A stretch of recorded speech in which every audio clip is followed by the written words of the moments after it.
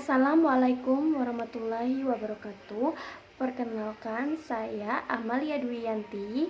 Di sini saya akan menjelaskan laporan pendahuluan tentang abortus.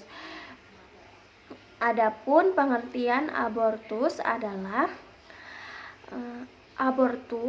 adalah ancaman atau pengeluaran hasil konsepsi pada usia kehamilan kurang dari 20 minggu atau berat janin kurang dari 500 gram sebelum janin mampu hidup di luar kandungan menurut Nugroho 2010. Adapun klasifikasi abortus berdasarkan kejadiannya dibagi menjadi dua kelompok. Yang pertama, kelompok abortus spontan. Abortus spontan ini terjadi dengan tidak diketahui faktor-faktor medis ataupun semata-mata disebabkan oleh faktor alamiah. Abortus spontan terdiri dari abortus iminen, abortus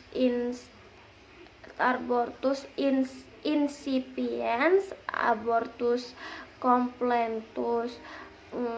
Yang kedua, abortus provokatus, yaitu terjadi karena sengaja dilakukan dengan obat ataupun alat. Selanjutnya, etiologi. Penyebab abortus adalah sebagai berikut. Yang pertama, normalitas embrio atau janin merupakan penyebab paling sering terjadi abortus dini. Yang kedua, abnormalitas uterus yang mengakibatkan kelainan kavum uteri. Yang ketiga, kerusakan pada serviks akibat robeknya pada saat melahirkan.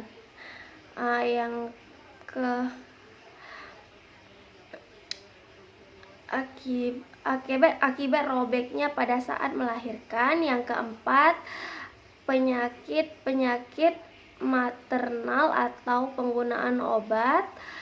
Yang kelima, trauma tapi biasanya terjadi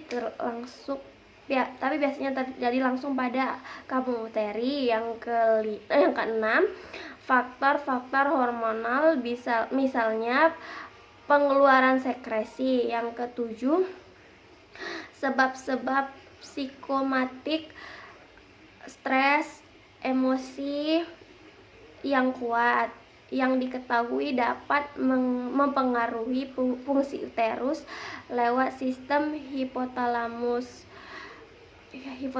hipofisis. Selanjutnya, manifestasi klinis atau tanda dan gejala pada abortus, diantaranya terlambat haid atau amenorek lebih dari 20 minggu. Yang kedua, biasanya pendarahan memanjang sampai terjadinya anemesis atau anemis. Yang ketiga, pendarahan mendadak banyak menimbulkan keadaan gawat. Yang keempat, terjadinya infeksi dan ditandai dengan suhu tinggi. Yang kelima, dapat terjadi di generasi ganas. Selanjutnya, pemeriksaan penunjang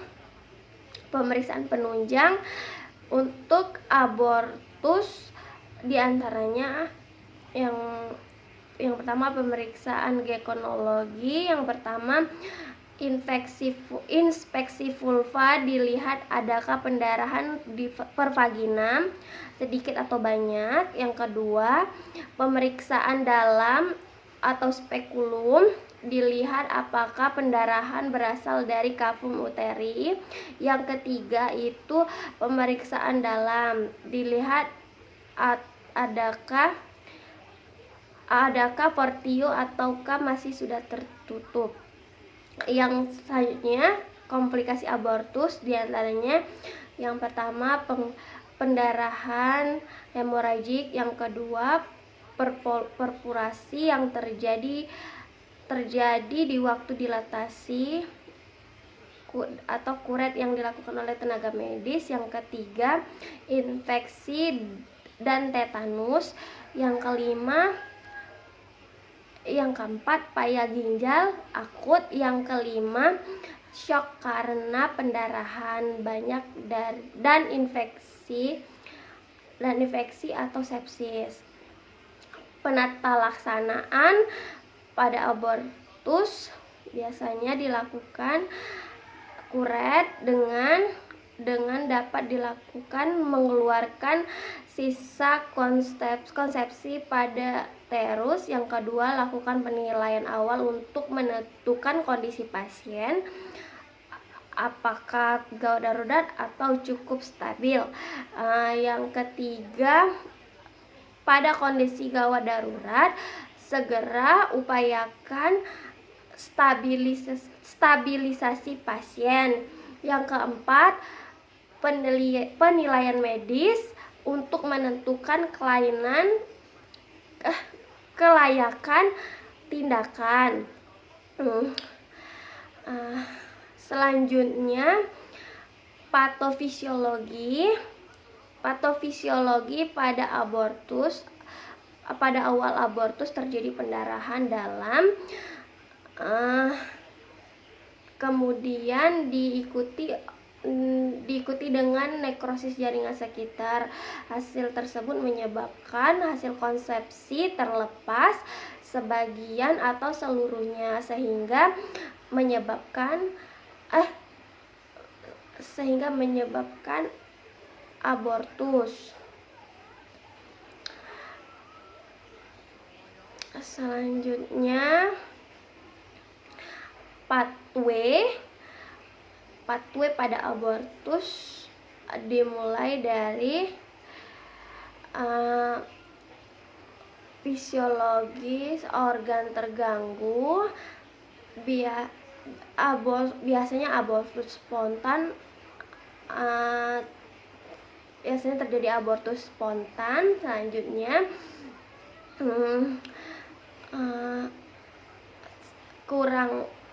kurang pengetahuan sehingga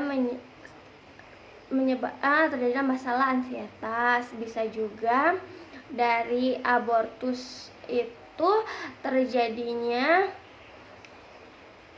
kuret, pos anestesi, dilakukan pos anestesi, di jaringan terputus atau terbuka sehingga menyebabkan masalah keperawatan nyeri. Adapun asuhan keperawatan teoritis pada abortus, yang pertama dilakukan pengkajian, dilihat dari biodata, peluang riwayat penyakit kesehatan, terus pengkajian fisik. Didapatkanlah diagnosa keperawatan. Yang pertama itu gangguan rasa nyaman nyeri berhubungan dengan agen injuri biologis. Yang kedua, kekurangan volume cairan berhubungan dengan pendarahan. Yang ketiga, ansietas berhubungan dengan perubahan status kesehatan. Yang keempat, resiko infeksi berhubungan dengan tidak adekuatnya pertahanan sekunder. Adapun intervensi yang dilakukan untuk diagnosa nyeri, yang pertama lakukan pengkajian nyeri komprehensif, masuk lokasi, karakteristik, frekuensi, kualitas, dan faktor pencetus. Yang kedua, lakukan komunikasi terapeutik untuk mengetahui pengalaman nyeri. Selanjutnya, ajarkan prinsip-prinsip manajemen nyeri. Untuk diagnosa keperawatan kekurangan volume cairan, yang pertama pantau adanya gejala retensi cairan.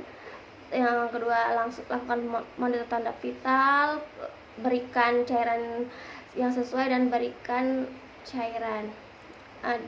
Diagnosa ansietas, lakukan sentuhan untuk memberikan dukungan yang selanjutnya bersama pasien dan pastikan keamanan pasien selama ansietas. Untuk diagnosa resiko infeksi, yang pertama, lakukan monitor karakteristik keadaan luka. Yang kedua, monitor tanda vital. Yang selanjutnya, monitor kondisi luka dan balutan. Periksa perubahan balutan setiap kali melakukan pembalutan dan pertahankan pembalutan steril saat melakukan perawatan luka. Baiklah, mungkin itu saja